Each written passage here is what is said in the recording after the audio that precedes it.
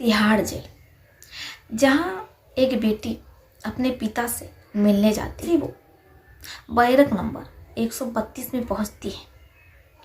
वो अपना कपड़ा उतार देती है, पिता से कहती है जल्दी से आओ, इससे पहले कि कोई आ जाए। और पिता दौड़ते हुए आता है और अपनी बेटी का सीना दबा करके उसे पीने लगता है। एक एक कतरा वो अपनी बेटी से पी जाता है। बेटी जिसके शरीर पर एक भी कपड़ा नहीं रहता है, वो अपने पिता को बिना लज्जाए बिना शर्माए पिला रही होती है। आप भी सोच में पड़ गए होंगे कि भला एक बेटी अपने पिता को दूध कैसे पिला सकती है। आप हैरान होंगे, परेशान हो गए होंगे। हम आपको पूरी कहानी सुनाएंगे। जब आप ये कहानी सुनेंगे तो आपका होश उड़ जाएगा। पूरी कहानी सुनाने से पहले हम आप लोगों से कुछ कहना चाहते हैं। हमारा चैनल नया है, आप लोगों के प्यार की सपोर्ट की बेहद ज़रूरत। अगर आप लोगों ने अभी तक हमारे चैनल को सब्सक्राइब नहीं किया तो कर लीजिए। कुछ दोस्तों ने अपना नाम लेने को कहा था। रंगून से शर्मिला जी, गजाला परवीन, राहुल वर्मा, अनुज जी, संदीप मौर्य, राकेश, आप सभी का कमेंट करने के लिए दिल से धन्यवाद। ऐसे ही आप लोग हमें अच्छे अच्छे प्यारे प्यारे कमेंट करते रहिए। सरिता, जिसका एक हंसता खेलता परिवार रहता है। सरिता के पिता जो बैंक में कर्मचारी रहते हैं। मोहनलाल, मोहनलाल की सबसे बड़ी बेटी जिसका नाम सरिता रहता है। अब मोहनलाल अपनी बेटी सरिता के लिए रिश्ता खोज रहे होते हैं। मोहनलाल को अपने ही बैंक का एक बाबू पसंद आ जाता है, का रिश्ता तय कर देते हैं। सन 2022 मंगलवार मोहनलाल के घर पर लड़के वाले सरिता को देखने आते हैं। सुरेश, वो जैसे सरिता को देखता है तो लार टपकाने लगता है। माता पिता सुरेश के कहते हैं बेटा मंगनी पसी सुहागरात मना लोगे क्या, कुछ धैर्य रखो। इसके बाद सुरेश शर्मा जाता है, लेकिन सुरेश नहीं मानता है और वो मौके का फ़ायदा उठाता है और छत पर सरिता के शरीर से पूरे कपड़े निकाल कर फेंक देता है और फिर सरिता के साथ संबंध बनाने लगता है। अब इधर परिवार जो नीचे जलेबी समोसा खा रहा है और ऊपर बेटी के साथ गंदा काम हो रहा है। किसी को कुछ भनक नहीं की आखिर ऊपर सरिता के साथ क्या हो रहा है। अब ऐसे ही लगातार 2 घंटे तक सुरेश सरिता के साथ संबंध बनाता है, सांस चेक करता है। सरिता की सांस नहीं चल रही होती। सुरेश घबरा जाता है। वो दोबारा चेक करता है, सरिता की सांसें थम चुकी थी, सरिता की मौत हो चुकी थी। सुरेश इतना ज़्यादा डर जाता है कि वो बैंक में कर्मचारी है। अगर किसी को भी ज़रा सी भी भनक लग गई तो फिर उसकी नौकरी भी चली जाएगी। सरकारी नौकरी है उसकी और ऐसे में वो सड़कों पर आ जाएगा। इसलिए वो सरिता को कपड़े पहनाता है, नीचे आता है, सरिता के माता पिता से कहता है कि हमें आपकी बेटी पसंद नहीं। रिश्ता तोड़ करके, मंगनी तोड़ करके अपने घर चला जाता है।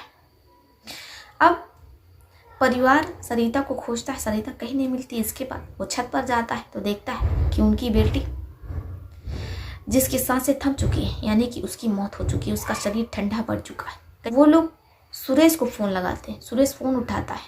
मोहनलाल जो सुरेश पर चिल्ला रहे होते हैं, भड़क रहे होते हैं कि आखिर तुमने मेरी बेटी के साथ ऐसा क्या किया कि मेरी बेटी की मौत हो गई।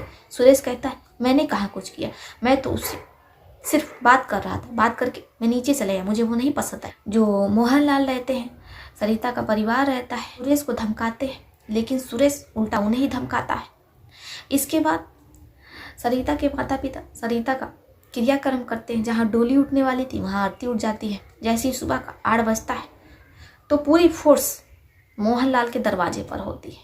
अब परिवार में हो हल्ला हो जाता है कि आखिर फोर्स क्या कर रही है, इतनी सारी पुलिस यहाँ पर क्या कर रही है।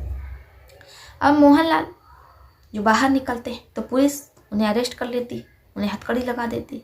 किसी को कुछ समझ में नहीं आता।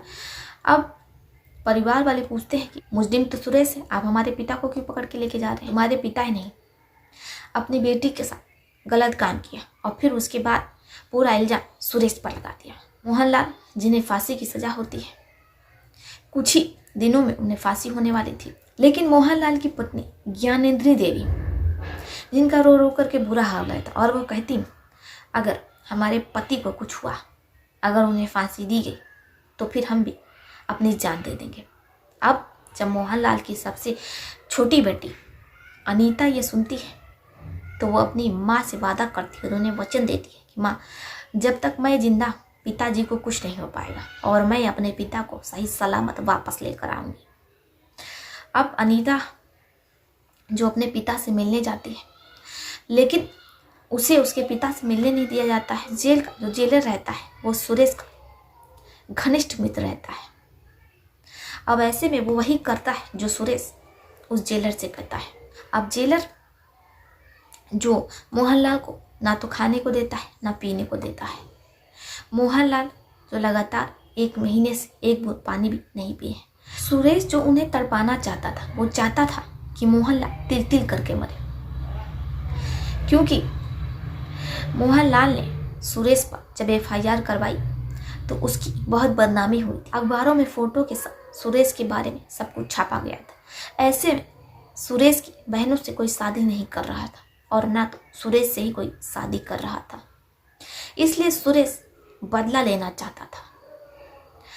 अब जेलर जिसे मोहनलाल पर दया तक नहीं आती, मोहनलाल जिस बैरक नंबर 133 में बंद रहते हैं वहां सूरज की एक किरण तक नहीं पहुंचती। लेकिन अनीता जो हार नहीं मानती है, वो जिला के DM से मिलती है और कहती है, DM साहब, हमारे पिता को फांसी होने वाली, लेकिन मैं अपने पिता से एक बार मिलना चाहती हूँ। जब DM ये सुनते हैं तो वो लिखित तौर पे देते हैं। इसके बाद जेलर कुछ नहीं कर पाता है।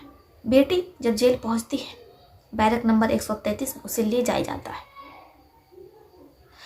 अब जैसे वो अपने पिता की हालत देखती है तो उसे रोना आ जाता है। उसका पिता जो फपक करके रोने लगता है और कहता है, बेटा, मैं 1 महीने से पानी की एक बूंद भी नहीं पिया, महीने से एक दाना भी खाया है, क्योंकि ये जो जेलर है वो सुरेश का दोस्त है। जब भी मुझे खाना मिलता है, जब भी मैं खाने को मांगता हूँ, पीने को पानी मांगता हूँ, तो वो मुझे मारता है, पीटता है। मैं क्या करूं? मुझे बहुत भूख लगी है। जब बेटी ये सुनती है, वो बिना हिचकिचाए अपने शरीर से कपड़े निकाल कर फेंक देती है और अपने पिता से कहती है, पिताजी, अब आप इसे पी सकते हैं। पिता जो 1 महीने से प्यासा रहता है, वो लपक करके दूध पीने लगता है। इसके बाद पिता जिसका पेट भर जाता है और वो जा कर के कंबल ओढ़ करके सो जाता है। बेटी जो अपने पिता को घंटों निहारती रहती है और इसके बाद वो वहाँ से चली जाती है। अनीता शहर के सबसे बड़े वकील को हायर करती है। इसके बाद वो पूरी बात उन्हें बताती है और कहती है, मेरे पिता निर्दोष है, उन्हें फंसाया गया है। अब जब वकील ये सुनता है तो कहता है, आप चिंता मत कीजिए, आपके पिता को बाहर निकालना हमारी जिम्मेदारी। वकील जो सबूत जुटाने में लगा था, क्योंकि 15 तारीख को ही मोहनलाल को फांसी होने वाली थी। उससे पहले यह साबित करना था कि मोहनलाल दोषी नहीं। वकील का एक दोस्त रहता है दारोगा जितेंद्र, जो वकील की बहुत मदद करता है। इसके बाद आसपास जितने भी CCTV कैमरे लगे रहते हैं उन्हें खंगालता है। अब एक ऊंची बिल्डिंग पर CCTV कैमरा लगा होता है जहां से मोहनलाल की छत दिखाई दे रही होती है। अब उस छत पर उस समय उस दिन क्या हुआ था सब कुछ रिकॉर्डेड रहता है। अब जैसे ही सबूत हाथ लगता है, अनीता के परिवार में खुशियों की लहर दौड़ पड़ती है। इसके बाद वकील जो कोर्ट ये साबित कर देता है कि मोहनलाल दोषी नहीं है, वो मुजरिम नहीं है, दोषी और मुजरिम तो कोई और है। पुलिस अपना बल लेकर के सुरेश के घर पहुंचती है और उसे पकड़ करके थाने ले आती है।